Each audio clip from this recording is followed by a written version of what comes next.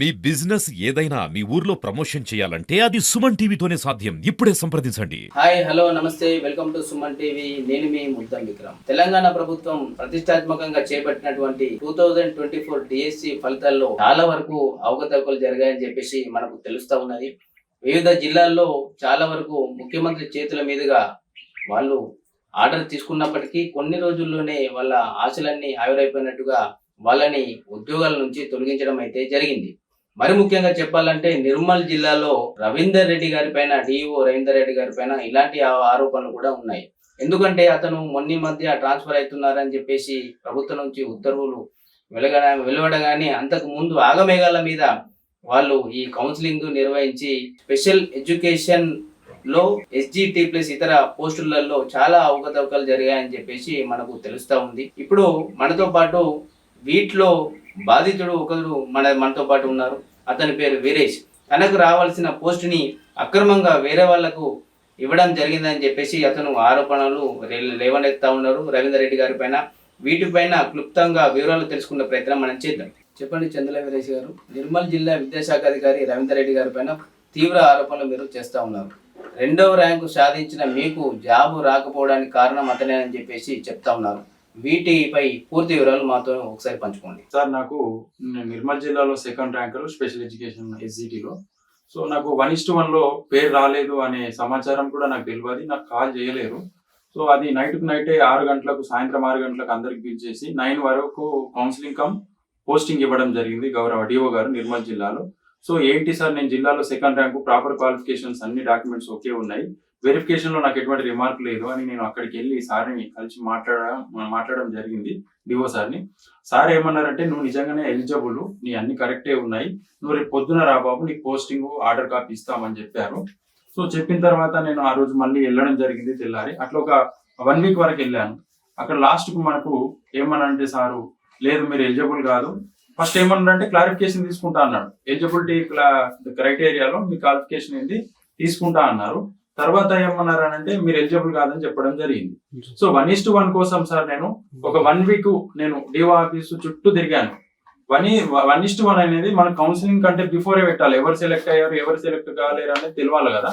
So దానికి మనము ఎవరు అడగలేరు. ఆ రోజు అందరు తక్కువ స్ట్రెంత్ ఉంది కాబట్టి అందరు పోస్టింగ్ అడవిలో ఉన్నారు. కానీ ఎవరు అడగకపోగా వాళ్ళు కూడా 1:1 పెట్టకుండానే కౌన్సిలింగ్ చేసేసారు. నేను 1 వీక్ తిరిగాను 1:1 కోసం. కానీ నాకు ఎప్పుడైతే బాబు నువ్వు చాంబార్ నుంచి బయటకు వెళ్ళు, నీకు పోస్ట్ రాదని చెప్పారో ఆయన తెల్లారే ఆయన 1:1 గోడకు అంటబెట్టడం జరిగింది డిఓ ఆఫీస్లో. సో నాకు జరిగినటువంటి అన్యాయాన్ని నేను సుమన్ టీవీకి వివరించడానికి నేను మీ ముందుకు రావడం జరిగింది. చెప్పండి వీరేష్ గారు, ఈ స్పెషల్ ఎడ్యుకేషన్ ఎస్జిటి పోస్టులకు కావాల్సిన అర్హతలు ఏంటి? ఈ అర్హతలన్నీ మీకు ఉన్నాయా? ఉన్నాయి సార్. నాకు స్పెషల్ ఎడ్యుకేషన్ సంబంధించినటువంటి ఎస్జిటి పోస్ట్ సంబంధించి అన్ని అర్హతలు ఉన్నాయి. సో నేను ఇక్కడ మనకు స్టేట్ నామ్స్ ప్రకారం ఎలిజిబుల్ అయి ఉన్నాను. అలాగే డిఎస్సికి సంబంధించినటువంటి నోటిఫికేషన్ ఈక్వలెన్స్ క్వాలిఫికేషన్ లో కూడా నేను ఎలిజిబుల్ అయి ఉన్నాను. అలాగే రీహాబిలిటేషన్ కౌన్సిల్ ఆఫ్ ఇండియా ద్వారా మాకు ఏదైతే స్పెషల్ ఎడ్యుకేషన్ లో స్కూల్ అసిస్టెంట్ కానీ, ఎస్జిటి కానీ, ఇతర ఏ ప్రోగ్రామ్ చేసినా కానీ వాళ్ళందరికీ కూడా మనకు ఒకటి లైసెన్స్డ్ సర్టిఫికేట్ అనేది ఆర్సిఐ నుండి రావడం జరుగుతుంది, న్యూఢిల్లీ నుండి. సో దానికి సంబంధించిన రూల్స్ ప్రకారం కూడా నేను ఎలిజిబుల్ అయి ఉన్నాను. దీనికి ఏంటంటే సార్, మాకు స్టేట్ గవర్నమెంట్ వాళ్ళు మనకు డేటెడ్ వచ్చేసి 7th జూన్ 2024 రోజు ఆర్సిఐ వాళ్ళకు క్లారిఫికేషన్ అడగడం జరిగింది. దాని విధంగానే ఆ ప్రాపర్ ఏదైతే మనకు డాక్యుమెంట్ రావడం జరిగిందో ఆర్సిఐ నుండి, ఆ డాక్యుమెంట్ పరంగానే మనకు కమిషనర్ గారు ప్రెస్ నోట్ ఇవ్వడం జరిగింది గౌరవ మనకు ఎడ్యుకేషన్ డిపార్ట్మెంట్ నుండి. సో దాని ప్రకారం కూడా నేను అన్ని విధాలా ఎలిజిబుల్ అయి ఉన్నాను. సో వెరిఫికేషన్ లో కూడా నాకు ఎటువంటి రిమార్క్స్ కానీ లేకపోతే ఏదైనా డ్యూస్ కానీ రాయడం అనేది లేదు. అన్ని క్లియర్ గానే ఉన్నాయి. మనకు 29th అక్టోబర్ 2024 రోజు వెరిఫికేషన్ జరగడం జరిగింది. సో ఆ వెరిఫికేషన్ లో ఫేక్ అంటే ఇప్పుడు ఎలిజిబుల్ కాని క్యాండిడేట్లకు రిజెక్ట్ చేయకుండా ఎలిజిబుల్ కాని క్యాండిడేట్లకు కూడా 2nd రోజు అంటే మనకు నవంబర్ 2nd రోజు పోస్టింగ్ కౌన్సిలింగ్ ఇవ్వడం జరిగింది. మరి అక్కడ ఆ 29th రోజు జరిగినటువంటి వెరిఫికేషన్ లో ఎందుకు రిజెక్ట్ చేయడం లేకపోవడం అనేది మాకు అర్థం కాకుండా ఉన్నది. మేము మా మిత్రులు కూడా, నేను కూడా అబ్జెక్షన్ చేయడం జరిగింది ఆ రోజు. మరి వీళ్ళకి కోర్సు లేదు, వీళ్ళకి ఇందులో ఈ ఆర్సీఐలో ఈ ప్రోగ్రామ్ యాడ్ కాలేదు, ఇలా ఆర్సీఐ వ్యాలిడ్ కాదు, ఈ మాకు ఇదంతా కూడా ఆర్సీఐ నామ్స్ ప్రకారము ఉంటదండి. సో వీళ్ళకి ఏంటంటే మరి అవగాహన లేకనా లేకపోతే కావాలని చేసిండ్రా అన్నది మాకు ఏం తెలియకుంటున్నది. ఎన్నిసార్లు కంప్లైంట్ ఇచ్చినా డిఓ గారు పట్టించుకుంటలేరు. ముఖ్యంగా చెప్పదలుచుకుంటే ఇక్కడ మాకు నిర్మల్ జిల్లాకు వచ్చేసి డిఓ ఆఫీస్ లో ఒక అతను ఉంటారండి. ఆయన స్టేట్ రిసోర్స్ పర్సన్ గా వర్క్ చేస్తాడు ఇక్కడనే, స్కూల్ అసిస్టెంట్ స్పెషల్ ఎడ్యుకేషన్ లో.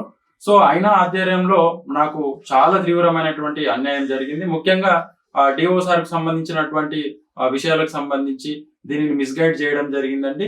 అన్ని జిల్లాలలో సేమ్ క్వాలిఫికేషన్, నా క్వాలిఫికేషన్ కలిగినటువంటి అభ్యర్థులందరూ సెలెక్ట్ కావడం జరిగింది. ఒక నిర్మల్ జిల్లాకు వచ్చేసరికల్లా నాకే తీవ్రమైనటువంటి అన్యాయం చేయడం జరిగిందండి. ఎవరైతే స్టేట్ రిసోర్స్ పర్సన్ ఉన్నారో ఈ రిసోర్స్ పర్సన్ వాళ్ళ బంధువు, బామ్మర్దో, తమ్ముడు అవుతాడు ఆయన. సో ఆయనకు ఈజీగా అంటే వాళ్ళకు ఆర్సీఐ వ్యాలిడేషన్ లేకున్నా, ఆర్సీఐలో యాడ్ ఆన్ కోర్సు అనేది వాళ్ళకు లేకున్నా, వెరిఫికేషన్ నాటికి రిజెక్ట్ చేయకుండా వారిని సెకండ్ రోజు, నవంబర్ 2 రోజు పోస్టింగ్ ఇవ్వడం జరిగింది. కౌన్సిలింగ్ కమ్ పోస్టింగ్ ఇవ్వడం జరిగింది. నేను సెకండ్ ర్యాంక్ సాధించినటువంటి క్యాండిడేట్ ని నా క్వాలిఫికేషన్ మీద క్లారిఫికేషన్ తీసుకుంటున్నా అన్నటువంటి డిఓ గారు నా పోస్ట్ ని హోల్డ్ లో పెట్టకుండా రీప్లేస్ చేయడం జరిగింది. సార్ ఇది ఇలా ఎందుకు జరిగింది సార్? నా దగ్గర అన్ని ప్రాపర్ డాక్యుమెంట్స్ ఉన్నాయి, వెరిఫికేషన్ లో కూడా ఎటువంటి డ్యూ రాయలేరు, మరి నన్ను ఎందుకు ఇలా చేయడం జరిగింది సార్ అని అంటే, నీ కేటగిరీలో పోస్టులు ఉన్నాయి బాబు, నీ క్వాలిఫికేషన్ మీద క్లారిఫికేషన్ తీసుకొని నీకు కేటగిరీలో నచ్చేటట్టు నేను చేస్తా అని నన్ను వారం రోజులుగా డిఓ ఆఫీస్ చుట్టూ తింపారు. సో దీనిపైన నేను లాస్ట్ 1 వీక్ 3 days బ్యాక్ వెళ్ళి మాట్లాడడంతో సార్ ఒకటే మాట అన్నారు డిఓ గారు, బాబు రిక్రూట్మెంట్ కంప్లీట్ అయిపోయింది, 1 వీక్ అయింది, అందరు జాయిన్ అయిపోయారు, నువ్వు వెళ్ళు బాబు, నా ఛాంబర్ లోకి రాకు, నాతో మాట్లాడకని బయటకు నెట్టడం జరిగింది సార్. సో దీనిపైన నేను చాలా తీవ్రమైనటువంటి అన్యాయానికి గురి కావడం జరిగింది అన్నట్టుగా అయితే మీ ముందుకు వచ్చి సుమన్ టీవీ ద్వారా మీ అందరికి కూడా తెలియజేయడం జరుగుతుందండి. నేను అన్ని విధాలా ఎలిజిబుల్ అయి ఉన్నాను, నా దగ్గర ప్రాపర్ డాక్యుమెంట్ ఉన్నది, నాకు ఎటువంటి వెరిఫికేషన్ లో కానీ ఇంకా ఏదైనా కానీ వాళ్ళు రిమార్క్స్ రాయలేరు. అయినప్పటికీ కూడా నేను 2వ ర్యాంకు సాధించిన క్యాండిడేట్ ని పక్కన పెట్టి వేరే వాళ్లకు అంటే ఫేక్ క్యాండిడేట్లకు కూడా వాళ్ళు పోస్టింగ్ ఇవ్వడం జరిగింది. నేను జెన్యూన్ అయినప్పటికి కూడా నాకు ఇవ్వకపోవడానికి గల కారణాలు తెలుస్తలేవు. నేను ఇప్పటికి కూడా కలెక్టర్ మేడం ని 2 times కలవడం జరిగింది, వాళ్ళకు రిప్రజెంటేషన్ చేయడం జరిగింది. అలాగే నేను ఇన్వార్డ్ లో కూడా కాపీస్ ఇవ్వడం జరిగింది, సబ్మిషన్ చేశాను. అక్కడ మేడం కు చెప్పడం జరిగింది, ఇట్లా ఈ విధంగా నాకు జరిగింది మేడం అని. దానిపైన డిఓ దగ్గర క్లారిఫికేషన్ తీసుకుంటా అన్నట్టుగా మేడం గారు కూడా చెప్పడం జరిగిందండి. మొత్తానికి డిఓ గారు ఒక ముచ్చట మాట్లాడుతున్నారు. ఒకటి క్వాలిఫికేషన్ మీద క్లారిఫికేషన్ తీసుకుంటా అంటున్నారు, వారం రోజులుగా అదే ముచ్చట అన్నారు. లాస్ట్ రోజు ఎలిజిబుల్ కాదు, నువ్వు వెళ్ళు బయటకు వెళ్ళు ఛాంబర్ నుండి అన్నట్టుగా మాట్లాడారు. అలాగే వేరే వాళ్ళు టీచర్ యూనియన్స్ నుంచి కూడా ఈ పిల్లలకి ఇంత అన్యాయం ఎందుకు జరుగుతుంది అని వాళ్ళు కాల్ చేసి మాట్లాడడంతో ఆయన టెట్టు లేదని చెప్పడము, లేకపోతే క్వాలిఫికేషన్ సరిగ్గా ప్రాపర్ గా లేదని చెప్పడము, లేకపోతే ఫేక్ డాక్యుమెంట్లు ఉన్నాయని చెప్పడం, ఏదో ఒక విధమైనటువంటి తప్పుదో పట్టించేటువంటి మాటలు మాట్లాడుతున్నారండి. నేను ఎటువంటి నా దగ్గర ఫేక్ లేదు, ఏది లేదు, అన్ని విధాలా నేను ప్రాపర్ క్వాలిఫికేషన్ కలిగి ఉన్నాను. అందరికి ఏ విధంగా అయితే పోస్టింగ్ ఇచ్చారో నాకు కూడా అదే విధంగా పోస్టింగ్ వచ్చేది. చాలా దౌర్జన్యంగా నన్ను పక్కన నెట్టి ఎలిజిబుల్ కాని క్యాండిడేట్లకు పోస్టింగ్ ఇవ్వడం జరిగిందండి. నేను అబ్జెక్షన్స్ పెట్టాను, నేను సెకండ్ ర్యాంకర్ని, నాకు ఎవరికి అబ్జెక్షన్స్ పెట్టే అవసరం లేదు. ఎందుకంటే నేను అందరికంటే కింద ఉంటే అబ్జెక్షన్స్ పెట్టచ్చు, కానీ నాకు ఎవరితో ఏం అవసరం లేదు. అయినప్పటికీ కూడా నా పోస్టు హోల్డ్లో పెట్టకుండా అత్యంత అన్యాయంగా నన్ను పక్కదో పట్టించి మిగతా వాళ్ళందరికీ మిస్గైడ్ చేస్తూ నన్ను ఈ విధమైనటువంటి ధోరణికి గురి చేస్తున్నారు మా డిఓ గారు. అక్కడ ఉన్నటువంటి ఈ స్టేట్ రిసోర్స్ పర్సన్ కి సంబంధించినటువంటి క్యాండిడేట్ వాళ్ళ తమ్ముడికి రావడం జరిగింది, స్కూల్ అసిస్టెంట్. మరి అయినా బోనాఫైడ్స్ కూడా కొన్ని లోకల్ నాన్ లోకల్ కింద ఉన్నాయన్నట్టుగా మిత్రులు చాలా మంది ఆరోపిస్తున్నారు. అలాగే ఎవరైతే ఈ క్యాండిడేట్ ఉన్నారో ఎస్జిటిలో సెలెక్ట్ అయినటువంటి క్యాండిడేట్ 8th ర్యాంకర్, ఆయన సర్టిఫికేట్ కూడా మన దగ్గర ఉంది. ఆయన అసలు వ్యాలిడే కాదు, వెరిఫికేషన్ లో రిజెక్ట్ అయ్యే అవకాశం ఉన్నటువంటి క్యాండిడేట్ కు వెరిఫికేషన్ నుంచి ఆయనను తప్పించి 1:1 లో వచ్చేటట్టుగా వాళ్ళ బావ చూసుకొని స్టేట్ రిసోర్స్ పర్సన్ 1:1 లో ఆయన పేరు తెప్పించి ఆయనకు 2వ డేట్ రోజు ఆర్డర్ కాపీ కౌన్సిలింగ్ చేపించి 4వ డేట్ రోజు ఆయనని జాయిన్ చేయించుకోవడం జరిగింది. అయినప్పటికీ కూడా ఆయన ఆ రోజు వరకు కూడా వ్యాలిడ్ కాడు స్పెషల్ ఎడ్యుకేటర్ గా. ఆయన ఒక టెక్నీషియన్, స్పీచ్ టెక్నీషియన్. అయినప్పటికీ కూడా ఆయనకు రిజెక్ట్ చేయకుండా 29th అక్టోబర్ రోజు ఆయనకు 2nd రోజు వరకు పట్టుకొచ్చి పోస్టింగ్ ఇవ్వడం జరిగింది. ఆయన పోస్ట్ లో జాయిన్ అయిన నాటికే ఆయన అప్పటికి కూడా ఆయన టెక్నీషియనే. జాయిన్ అయిన రోజు నేను కంప్లీట్ చేయడం వల్ల వాళ్ళు అక్కడ నాకు ఉంది అన్నట్టుగా అయితే తీసుకురావడం జరిగింది. కానీ అదంతా కూడా ఫేక్ అని మన దగ్గర డాక్యుమెంట్ కూడా ఉంది. సో ఇటువంటి ఫేక్ క్యాండిడేట్లు అందరికి కూడా పోస్టింగ్ ఇచ్చి జెన్యున్ క్యాండిడేట్ ని నన్ను తప్పుదోవ పట్టించి నాకు అన్యాయం చేయడం, చాలా దౌర్జన్యంగా నన్ను పక్కకు నెట్టడం జరిగింది. మా డిఓ గారు, ఆ స్టేట్ రిసోర్స్ పర్సన్ గారి వల్లనే నాకు ఇంత అన్యాయం జరుగుతుంది. ఈ స్పెషల్ ఎడ్యుకేషన్ ఎస్జిటి పోస్టుల్లో అనర్హత గల క్యాండిడేట్ ఎవరు? మీరు ఇంత పెద్ద ఆరోపణలు చేస్తూ ఉన్నారు, అసలు అతనికి ఏం లేదు అని చెప్పేసి మీరు ఈ ఇంత పెద్ద ఆరోపణలు చేస్తూ ఉన్నారు. మీ దగ్గర ఏమైనా ప్రూఫ్స్ ఉన్నాయా? ఆ ప్రూఫ్స్ ఒకసారి మాకు తెలియజేయండి. అవును సార్, మన దగ్గర ప్రూఫ్ కూడా ఉంది. మనము ప్రాపర్ గానే మాట్లాడుతున్నాము. సో ఏంటంటే సార్, మాకు ఒకటి స్పెషల్ ఎడ్యుకేషన్ ఎస్జిటి కానీ, స్కూల్ అసిస్టెంట్ కానీ, వేరే థెరపిస్ట్లకు కానీ ఒకటి మాకు లైసెన్స్డ్ సర్టిఫికేట్ ఉంటుందండి. ఈ విధంగా రిహాబిలిటేషన్ కౌన్సిల్ ఆఫ్ ఇండియా ద్వారా వచ్చినటువంటి లైసెన్స్డ్ సర్టిఫికేట్, మాకు ఎన్ని మెమోస్ ఉన్నా, మాకు ఎన్ని పేపర్స్ ఉన్నా, ఎన్ని బోనాఫైడ్స్ ఉన్నా, ఇవి కూడా మాకు వర్క్ చేయండి. ఇది ఒకటి ఉంటేనే మేము ఒక స్పెషల్ ఎడ్యుకేటర్ గా, ఒక టెక్నీషియన్ గా, ఒక థెరపిస్ట్ గా, ఒక వెకేషనల్ ఇన్స్ట్రక్టర్ గా మాత్రం మేము వర్క్ చేయగలుగుతాం. మనకు డాక్టర్స్ కి ఎలాగైతే మెడికల్ బోర్డు వాళ్ళు లైసెన్స్ ఇవ్వడం జరుగుతుందో మాకు ఇది అలా యూజ్ అవుతుందండి. సో మనకు వెరిఫికేషన్ 29th అక్టోబర్ నాటికి ఈ సర్టిఫికేట్ లో రిహాబిలిటేషన్ కౌన్సిల్ ఆఫ్ ఇండియా అనే ఈ సర్టిఫికేట్ లో మా క్వాలిఫికేషన్ కలిగి ఉండి వ్యాలిడ్ డేట్స్, అంటే మాకు 5 years ఒకసారి వ్యాలిడేషన్ అనేది ఉంటుందండి. ఆ వ్యాలిడేషన్ ని మేము రెన్యువల్ చేసుకోవాలి. సో ఈ ఎవరైతే నేను అంటున్నానో, ఆరోపణలు చేస్తున్నారో, ఈ ఎవరైతే ఎలిజిబుల్ కాని క్యాండిడేట్స్ కూడా మీరు రిజెక్ట్ చేయకుండా పోస్టింగ్ 2వ డేట్ రోజు ఇవ్వడం జరిగింది. ఆయన ఒక స్పీచ్ టెక్నీషియన్ ఉన్నప్పటికీ స్పెషల్ ఎడ్యుకేషన్ టీచర్ గా మీరు పోస్టింగ్ ఇవ్వడం జరిగింది అని అంటున్నాను. అతని యొక్క RCI rehabilitation council of India ద్వారా వచ్చినటువంటి ఈ సర్టిఫికేట్ అనేది మన దగ్గర ఉందండి. సో ఆయనకు మనము చూసుకున్నట్టయితే ఈయన సర్టిఫికేట్ అనేది 4వ డేట్ నవంబర్ రోజు వారికి యాడ్ ఆన్ కోర్స్ ఈక్వలెన్స్ క్వాలిఫికేషన్లలో ఆయన వస్తాడు, నేను వస్తాను. ఇది రెగ్యులర్ డిఈడ్ లాగానే ఈక్వలెన్స్ క్వాలిఫికేషన్ లో స్పెషల్ ఎడ్యుకేషన్ డిఎడ్. సో ఆయన 1 year diploma with 6 months course ఉంటే ఆయన డిఎడ్, నేను కూడా 1 year diploma with 6 months course ఉంటే నేను ఎలిజిబుల్. సో నా డిప్లొమా అనేది ప్రీ ప్రైమరీ లెవెల్లో eligible, 1 year diploma with 6 months ఉంటే డిఈడ్ కి ఈక్వల్. ఆయన కూడా డిహెచ్ఎల్ఎస్ టెక్నీషియన్, స్పీచ్ టెక్నీషియన్. ఆయనకు 6 months rehabilitation council of India ద్వారా వచ్చినటువంటి అప్రూవ్డ్ కోర్సు, అది వాళ్ళ RCIలో యాడ్ అయితే ఆయన కూడా డిఎడ్ కు ఈక్వల్. సో డిఎడ్ కి ఈక్వల్ అయితే ఆటోమేటిక్ గా వాళ్ళందరూ కూడా ఎస్జిటికి ఎలిజిబుల్. అయితే ఈయన వెరిఫికేషన్ నాటికి ఆయనకు ఈక్వల్ క్వాలిఫికేషన్లలో ఈ సర్టిఫికేట్ కోర్స్ అనేది యాడ్ కాలేదు. ఈక్వల్ క్వాలిఫికేషన్లలో మెయిన్ గా ఈ సర్టిఫికేట్ కోర్స్ యాడ్ అయితేనే ఆయన ఈక్వల్ క్వాలిఫికేషన్లోకి వస్తాడు. లేదంటే రెగ్యులర్ డిఎడ్ లాగా 1st year 2nd year memos ఉంటాయి. సో ఆ విధంగా ఎలిజిబుల్ అవుతారు. కానీ ఇక్కడ ఈక్వల్ క్వాలిఫికేషన్లలో ఈ సర్టిఫికేట్ కోర్సు లేనిది ఆయనకు ఒక టెక్నీషియన్ గా ఉన్నప్పుడే, అంటే ఈ సర్టిఫికేట్ కోర్స్ అనేది స్పెషల్ ఎడ్యుకేటర్ గా రికగ్నైజ్ చేయడానికి ఇది యాడ్ అవుతుంది. ఇందులో ఆయన రికగ్నైజ్ కాకన్నా ముందే ఆయన టెక్నీషియన్ గా ఉన్నప్పుడే ఆయనకు యాజ్ ఏ స్పెషల్ ఎడ్యుకేటర్ గా ఎస్జిటి గా పోస్టింగ్ ఇవ్వడం జరిగింది 2వ డేట్ రోజు. కానీ ఆయనకు యాడ్ అయింది ఎప్పుడు ఈ సర్టిఫికేట్ లో స్పెషల్ ఎడ్యుకేటర్ గా 4వ డేట్ కి యాడ్ అయింది. మరి ఈయన యాక్చువల్ గా ఆలోచిస్తే 29th అక్టోబర్ వెరిఫికేషన్ రోజే రిజెక్ట్ కావాలి. ఈయన రిజెక్ట్ కాకుండా ఆయన యొక్క బావ ఎవరైతే స్టేట్ రిసోర్స్ పర్సన్ ఉన్నారో ఆయన యొక్క అండదండలతో గౌరవ డిఓ సార్ గారిని, మిగతా ఆఫీసర్లని వారు మరి ఏం చేసిందో తెలియదు, మొత్తానికి మేనేజ్ చేసేసి ఈయనని 1:1 వచ్చేటట్టుగా చూసుకున్నారు. చూసుకున్నప్పటికి కూడా ఆయన పోస్టులు ఓల్డ్లో పెట్టకుండా డైరెక్ట్ అపాయింట్మెంట్ ఆర్డర్ ఇచ్చేసిండ్రు. అయినప్పటికీ కూడా ఆయన పోస్టు ఆయన జాయిన్ అయిన నాటికి లేదు. మళ్ళీ నేను కంప్లీట్ ఇవ్వడం వల్ల మరి వాళ్ళు ఏం చేసిండ్రో ఏమైందో కానీ 4వ డేట్ రోజు తెచ్చుకున్నారు. నా ప్రధాన ఆరోపణ ఏంటంటే, నేను అన్ని విధాల ప్రాపర్ క్వాలిఫికేషన్ కలిగి ఉండి, RCI వ్యాలిడేషన్ నుండి ఈక్వలెన్స్ క్వాలిఫికేషన్ కలిగి ఉండి, అన్ని విధాల నేను ఓకే ఉన్నప్పటికీ నన్ను పక్కన పెట్టడం జరిగింది. ఇటువంటి ఎలిజిబుల్ కాని క్యాండిడేట్స్ కి పోస్టింగ్ ఇవ్వడం జరిగింది. ఈయన 29th రోజే వ్యాలిడేట్ RCI ఉండాలా, 29th రోజే ఈయనకు కోర్సు యాడ్ అయి ఉండాలా RCIలా. అయినప్పటికీ కూడా ఈయనకు రిజెక్ట్ చేయకుండా 2nd రోజు పోస్టింగ్ ఇవ్వడం జరిగింది. నేనేమంటున్నా అంటే, ఈయనకు హోల్డ్ లో పెట్టలేరు ఎందుకు? ఒకటి. రెండవది ఏంటంటే, నా పోస్టు రీప్లేస్ చేయడం జరిగింది. 2nd ర్యాంకు నేను ఓపెన్ లో ఉన్నా, నా పోస్ట్ ఎందుకు రీప్లేస్ చేయడం జరిగింది? నాకు నిజంగా ఎలిజిబిలిటీ లేనప్పుడు నాకు రిటర్న్ లో ఇవ్వండి. మీ కోర్స్ ఎలిజిబుల్ కాదు, ఏ డిస్ట్రిక్ట్ లో కూడా ఎవరికి కూడా పోస్టింగ్ ఇవ్వలేరని ఇవ్వండి. మా ఫ్రెండ్స్ అందరూ కూడా 45 మంది రిక్రూట్మెంట్ కావడం జరిగింది. ఎవరైతే ఈ క్యాండిడేట్ ఉన్నారో, ఈ ఫేక్ క్యాండిడేట్, ఈయన ప్రాపర్ క్వాలిఫికేషన్ కలిగి లేని క్యాండిడేట్, ఈయనతో చేసినటువంటి ఈ కోర్స్ చేసినటువంటి క్యాండిడేట్స్ అందరు కూడా వేరే జిల్లాలో రిజెక్ట్ కావడం జరిగింది 29th రోజు.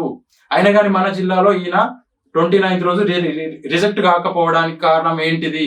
రిక్రూట్మెంట్ లో ఎన్ని అవకతవకలు జరిగాయని చెప్పి చెప్తా ఉన్నారు. మన డిస్ట్రిక్ట్ డిఓ దాంతో పాటు రిసోర్స్ పర్సన్ ఇంకెవరో ఉన్నారని చెప్పేసి, అంటే ఈ క్యాండిడేట్ వాళ్ళ బావ అని చెప్పి చెప్తా ఉన్నారు. వాళ్ళపైన మీకు ఏమైనా అనుమానాలు ఉన్నాయా? ఒకసారి పూర్తిగా మాకు వివరాలు తెలియజేయండి. అవునండి, నా అనుమానాలని కావు, డిస్ట్రిక్ట్ లెవెల్లో ఉన్నటువంటి అనుమానాలు. మనకు ఆల్రెడీ న్యూస్ కూడా రావడం జరిగిందండి. గౌరవ డిఓ గారి ట్రాన్స్ఫర్ కు ముందే ఒక 2 days బిఫోరే నైటే స్పెషల్ ఎడ్యుకేషన్ టీచర్ల కౌన్సిలింగ్ పెట్టి పోస్టింగ్ ఇవ్వడానికి అందులో భాగంగానే అవకతవకలు జరిగాయన్నది వాస్తవం అండి. ఎందుకంటే దానికి నిదర్శనం నేను నా యొక్క పోస్ట్ ని వాళ్ళు దాన్ని అవకతవకల రూపంలో నన్ను మొత్తానికి నెట్టివేయడం జరిగింది. సో దానికి నిదర్శనం నేనే, అవకతవకలకు పూర్తి ప్రతిరూపం నేనే అని నేను చెప్పదలుచుకున్నానండి. సో ఎందుకంటే మనకు 100% అవకతవకలు జరిగాయి అన్నట్టుగా అయితే ప్రూఫ్ పరంగా నేను ఉన్నాను. అలాగే మనకి ఇప్పటి వరకు నేనైతే ఎవరైతే క్యాండిడేట్ గురించి చెప్పానో ఆ క్యాండిడేట్ 100% జెన్యున్ ఎలిజిబుల్ కాడు. అయినప్పటికీ ఆయన పోస్టింగ్ ఇవ్వడానికి గల కారణం ఏంటి అనేది కూడా అవకతవకలకు రాదా? 100% వస్తుంది. అవకతవకలు జరగలేదు అనేది మన దగ్గర ప్రూఫ్ కాదు, 100% జరిగినాయి. అయినా ఎలిజిబుల్ కాని క్యాండిడేట్స్ పోస్టింగ్ ఇవ్వడం ఏంటిది? నేను ఎలిజిబుల్ ప్రాపర్ క్వాలిఫికేషన్ కలిగి ఉండి, ఈక్వలెన్స్ క్వాలిఫికేషన్స్ ఆర్సీఐ నామ్స్ ప్రకారం, డిఎస్ నామ్స్ ప్రకారం అన్ని విధాలా కలిగి ఉండి, వెరిఫికేషన్ లో ఎటువంటి రిమార్క్ రాయకుండా, నేను 1:1 లో నాకు సెలెక్ట్ చేయకుండా నన్ను పక్కన పెట్టి ఎలిజిబుల్ కాని క్యాండిడేట్స్ కి పోస్టింగ్ ఇచ్చి 4వ డేట్ రోజే గౌరవ డిఓ గారికి ట్రాన్స్ఫర్ రావడం జరిగింది అన్నట్టుగా మనకు ఆల్రెడీ పేపర్ స్టేట్మెంట్స్ కూడా ఉన్నాయి. వారి యొక్క ఆర్డర్ కూడా రావడం జరిగింది. మరి ఇందులో భాగంగానే మీరు అందరు కూడా అబ్జర్వ్ చేయవలసింది ఏమనగా, ఇందులో అవకతవకలు జరగకపోతే హఠావిడిన ఆయన ట్రాన్స్ఫర్ జరగడం ఏంది? ఈ జెన్యున్ ఉన్నటువంటి క్యాండిడేట్ కి అన్యాయం జరగడం ఏంది? ఈ ఫేక్ క్యాండిడేట్ కి, ఎలిజిబుల్ కాని క్యాండిడేట్స్ కి పోస్టింగ్ ఇవ్వడం ఏంటి? ఈ విధంగా చాలా ఉన్నాయండి. అలాగే రోస్టర్ విధానంలో కూడా రోస్టర్ ప్రకారం కూడా భర్తీ చేయడం లేదు అని కొందరు అభ్యర్థులు కూడా నాకు చెప్పడం జరిగింది. దానిపైన నేను పూర్తిగా పరిశీలిస్తున్నాను. దానికి సంబంధించి కూడా పూర్తి వివరాలతో మీ ముందుకు మళ్ళీ నేను వివరించడానికి రావడం జరుగుతుంది సుమన్ ముందర. సో రోస్టర్ ప్రకారం కూడా జరగలేదు రిక్రూట్మెంట్ అన్నట్టుగా మనకు తెలుస్తా ఉన్నది. సో మొత్తానికి నాకు అన్యాయం చేయడం జరిగిందండి. నేను అన్ని విధాల ప్రాపర్ క్వాలిఫికేషన్ కలిగి ఉన్నాను. నా క్వాలిఫికేషన్ మీద డిఓ గారికి అనుమానాలు ఉంటే క్లారిఫికేషన్ స్టేట్ నుండి Delhi rehabilitation council of India వారికి నా క్వాలిఫికేషన్ మీద క్లారిఫికేషన్ తీసుకొని నాకు పోస్టింగ్ ఇవ్వాలి. కానీ నా పోస్టే లేకుండా, నా పోస్ట్ ని హోల్డ్ పెట్టకుండా, నా పోస్ట్ ని రీప్లేస్ చేయడం, దాని ఇంకా ఉన్నటువంటి తతంగా మీరే అబ్జర్వ్ చేయండి. అవకతవకలు జరిగాయని నేను చెప్పదలుచుకోలేను. దీనిని బట్టి మీరు జరగలేవు అనేది మీరు ఆలోచించండి. చెప్పండి, వేరే జిల్లాలలో ఆర్సీఐ సర్టిఫికేట్ లేని వాళ్ళని రిజెక్ట్ చేశారని చెప్పేసి మీరు చెప్తా ఉన్నారు. మీ దగ్గర ఏమైనా ప్రూఫ్స్ ఉన్నాయా? ఒకసారి మాకు తెలియజేయండి. అవును సార్, ఉన్నాయి. మన దగ్గర ప్రూఫ్స్ ఉన్నాయి. ఏంటంటే ఆర్సీఐలో వ్యాలిడ్ క్వాలిఫికేషన్ లేనప్పుడు వాళ్ళు ఈక్వలెన్స్ క్వాలిఫికేషన్ లోకి రాలు. వాళ్ళు రెగ్యులర్ గా 2 years డిఈడ్ చేసి ఉండరు కాబట్టి స్పెషల్ ఎడ్యుకేషన్ లో 2014 వరకు ఈక్వలెన్స్ క్వాలిఫికేషన్ అనేవి ఉండే. సో ఆ ఈక్వలెన్స్ క్వాలిఫికేషన్ లో భాగంగానే ఈ ఆర్సీఐలో ఆ కోర్స్ అనేది యాడ్ అయితే తప్ప వాళ్ళు డిఎడ్ కి ఈక్వల్ కాదు. సో ఇది కొంచెం ఆర్సీఐ నుండి సంబంధించినటువంటి సర్క్యులర్స్ ఆధారంగా వారి యొక్క నోటిఫికేషన్ లో ఇచ్చినటువంటి ఈ 7-91/RCI 2011 అనే ఆర్సీఐ సర్క్యులర్ ప్రకారం అయితే రిక్రూట్మెంట్ జరగాలి. సో అందులో భాగంగానే ఈ 6 months education children special needs అనేటువంటి కోర్సు మనకు ఆర్సీఐలో యాడ్ అయితే తప్ప వాళ్ళు డిఎడ్ స్పెషల్ ఎడ్యుకేషన్ కి ఎలిజిబుల్ కాదు. అయినప్పటికీ కూడా నిర్మల్ జిల్లాలో ఒక క్యాండిడేట్ కు పోస్టింగ్ అనేది ఇవ్వడం జరిగింది. అన్ని విధాలా ఎలిజిబుల్ అయినటువంటి నేను 2nd ర్యాంక్ సాధించినటువంటి నన్ను పక్కన పెట్టేసి క్వాలిఫికేషన్ మీద క్లారిఫికేషన్ అంటూ సార్ గారు నన్ను హోల్డ్లో పెట్టకుండానే నా పోస్ట్ ని రీప్లేస్ చేయడం జరిగింది. అలాగే మనము ఏ విధంగా వాళ్ళు ఎలిజిబుల్ కాదు, ఏ జిల్లాలలో రిజెక్ట్ జరిగాయి అనేది కూడా నేను మీ ముందుకు తీసుకొని రావడం జరిగిందండి. నిజామాబాదు, అలాగే ఆసిఫాబాదు, వరంగల్, అలాగే వనపర్తి, వికారాబాద్ జిల్లాలలో add on course education children special needs అనేటువంటి సర్టిఫికేట్ కోర్సు ఈక్వలెన్స్ క్వాలిఫికేషన్ లో భాగంగా ఉన్నటువంటి కోర్సు వాళ్ళ ఆర్సీఐలో అంటే rehabilitation council of India CRR number లో యాడ్ గాని ఎడల వారిని రిజెక్ట్ చేయడం జరిగింది. వెరిఫికేషన్ నాడు నిర్మల్ జిల్లాలో అలా లేదు, జరగకుండా వాళ్ళు మరి మేనేజ్ చేయడం జరిగిందా, ఏ విధంగా జరిగిందో తెలియదు. ఈ రిజెక్ట్ అయ్యేటువంటి క్యాండిడేట్ కే పోస్టింగ్ ఇవ్వడం జరిగింది. 1:1 లో వాళ్ళ పేరు కూడా రావడం జరిగింది. అయితే మీ ముందుకు నేను ఎవరైతే ఏ జిల్లా నుండి అయితే రిజెక్ట్ కావడం జరిగిందో వారు ఎందుకు రిజెక్ట్ అయ్యారు అనేది కూడా మీకు లైవ్ లో నేను తెలియజేస్తున్నానండి. వారికి మనము ఫోన్ కాల్ ద్వారా మాట్లాడదాం. మేడం మేడం నాకు ఒక్క డౌట్ వచ్చి కాల్ చేసిన. నేను ఇక్కడ సుమన్ టీవీ దగ్గర ఉన్నాను. మీకు ఖమ్మంలో రిజెక్ట్ అయింది కదా మీది, దాంట్లో వెరిఫికేషన్ దాంట్లో రిజెక్ట్ అవ్వలేదు సార్, హోల్డ్ లో పెట్టారు. ఓకే, ఎందుకు పెట్టారు madam? RC 1 year course add అవ్వలేదని పెట్టారు సార్. నాది ఆల్రెడీ యాక్సెప్టెడ్ అయ్యింది. ఓకే, అయితే టెక్నికల్ ఇష్యూస్ వల్ల మనకి సర్టిఫికేట్ అనేది డౌన్లోడ్ అవ్వలేదు సార్. ఓకే ఓకే, అది క్లియర్ అయిపోయింది సార్, సబ్మిట్ చేసేసాం. అంటే హోల్డ్ లో పెట్టారు, మీకు కోర్సు యాడ్ కాక ముందే హోల్డ్ లో పెట్టడం జరిగింది. అవును సార్. ఓకే, మా జిల్లాలో హోల్డ్ లో పెట్టకుండానే పోస్టింగ్ ఇవ్వడం జరిగింది ఒక క్యాండిడేట్. హోల్డ్ లో అంటే సార్ నా కింద పర్సన్ కి లోకల్ ఏరియా లేకపోవడం వల్ల బీసీడీ రోస్టర్ లో ఇద్దరము హోల్డ్ లో ఉన్నాం సార్. నా కింద పర్సన్ కి ఉండుంటే కనుక ఆ రోజు కన్సిడర్ చేసేవాళ్ళు. Okay okay madam, okay thank you. Sir చెప్పండి, ఇప్పుడు మీకు ఎందుకు రిజెక్ట్ కావడం జరిగింది అక్కడ ఆసిఫాబాద్ జిల్లాలో? ఆసిఫాబాద్ జిల్లాలో 1 year డిప్లొమా 6 months కోర్స్ ఉన్నది. అవును, ఆర్ఎన్ కోర్సు. అది ఉన్నా కూడా మమ్మల్ని ఇక్కడ రిజెక్ట్ చేసారు. అంటే మీకు అది ఆర్సీఐలో యాడ్ అయి ఉందా లేదా? యాడ్ అయి కాలేదు, కానీ ఆర్సీఐ వాళ్ళు యాక్సెప్ట్ చేసిన కాపీ పెట్టినాం మేము. ఓకే, మొత్తానికి అది కాలేదు కానీ అండర్ ప్రాసెసింగ్ లో ఉంది. అండర్ ప్రాసెసింగ్ లో ఉంది. ఓకే, మీ పోస్ట్ హోల్డ్ లో పెట్టడం జరిగిందా? నా పోస్ట్ హోల్డ్ లో పెట్టలేదు. ఓకే, మా జిల్లాలో కూడా హోల్డ్ లో పెట్టకుండా డైరెక్ట్ ఆయన పోస్టింగ్ ఇవ్వడం జరిగింది. మీ జిల్లాలో పోస్టింగ్ కాదు, మిమ్మల్ని రిజెక్ట్ చేయడం జరిగింది. అయితే సేమ్ క్వాలిఫికేషన్ ఉన్న వేరే జిల్లాలో ఇదే 6 months కోర్సు ఆర్డు కాదు కదా, అప్లికేషన్ పెట్టకుండా పోస్టింగ్ ఇవ్వడం జరిగింది. ఓకే, వేరే జిల్లాలో నిర్మల్ జిల్లాలో, అవును, జనగాం జిల్లాలో, మంచిర్యాల జిల్లాలో. మంచిర్యాల జిల్లా, ఆసిఫాబాద్ జిల్లా డిఓ ఒక్కరే అయినా కూడా అక్కడ పోస్టింగ్ ఇచ్చారు. అవును, 6 months కోర్స్ ఆడు కాదు, దాని అప్లికేషన్ లేకున్నా. నేను అదే చెప్తున్నా అన్న, ఇక్కడ ఎలిజిబుల్ కాని క్యాండిడేట్ కి పోస్టింగ్ ఇచ్చిండ్రు. మరి మన మిత్రులు మీకు గాని, ఇక్కడ రాయమల్ల అన్నకు గాని, నిజామాబాద్ గాని, వరంగల్ గాని ఈ జిల్లాలలో రిజెక్ట్ చేయడం జరిగింది. కొందరికేమో యాడ్ ఆన్ కోర్సు లేకుండా వాళ్ళ ఫేవర్ ఉన్న క్యాండిడేట్లకు పోస్టింగ్ ఇవ్వడం జరిగింది. ఈ విధంగా జరిగిందని నేను మన సుమన్ టీవీ గారికి తెలియజేయడం జరుగుతున్నది. సో అందులో భాగంగానే మీకు కాల్ చేయడం జరిగింది అన్న. ఓకే అన్న, ఇప్పుడు మీ ఇందాక కాల్ కన్వర్జేషన్ చూస్తే మన జిల్లాలో మట్టుకు ఆర్సీఐ సర్టిఫికేట్ లేకుండా జాబ్ ఇచ్చారని చెప్పేసి మనకు అర్థమవుతా ఉన్నది.